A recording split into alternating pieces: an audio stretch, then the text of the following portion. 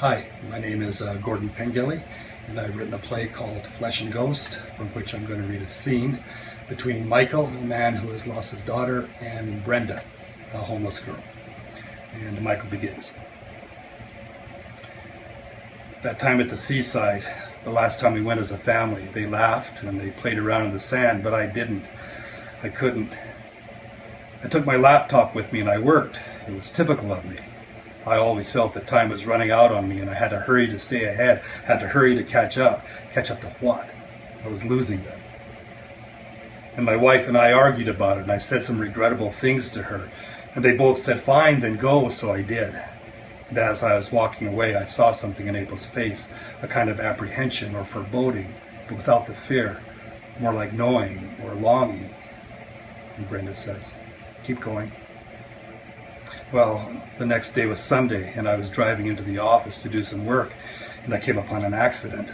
The way was blocked up ahead, so I turned down a side street I'd never been on before, and I came to a little shop that sold antiques, and I saw a clock in the window of the shop, and I stopped and went in. It was a clock in the side of a boat with real sails and masts and a wheel that really turned. It needed a lot of mending, but I could see how beautiful and unique it was, so I bought it. And I didn't go in that day. I went home again. I took out my brushes and paints, and I wrote April on the prow of the boat. I'd restore it and give it to her when she came home. And I would try to get close again, like we were when she was smaller, when she would sit with me and watch me fix my clocks, when she would ask me what time was. How does a clock know what time it is, Daddy? It doesn't, it's just a trick. Keep going. I'm sitting in the basement by myself. I can see you there. The boat sits on the table in front of me. The sun streams in through the window and lands on one of the sails. The sail moves, I'm sure it does. And that's when the telephone rings. It's Angie. She's crying. Oh, Michael, she says, I fell asleep on the beach. I'm foolish. I'm sorry. I thought if I showed you those pictures. No, you're lonely, that's all. I had a family once. Brenda gazes at the pieces of clock on the table. She moves them around with her finger. It's sort of like a puzzle, isn't it? All the pieces torn apart. But you know how to put them together again, right?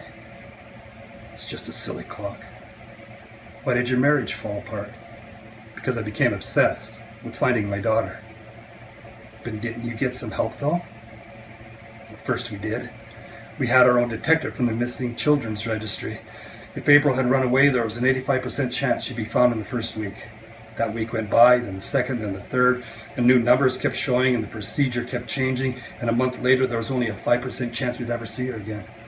That's not very good, huh? But it was still possible. Not when it gets to zero, it isn't. It never gets to zero. Until they find the body. But they didn't. They stopped. They gave up. And that's when I started to look for her myself. Thank you.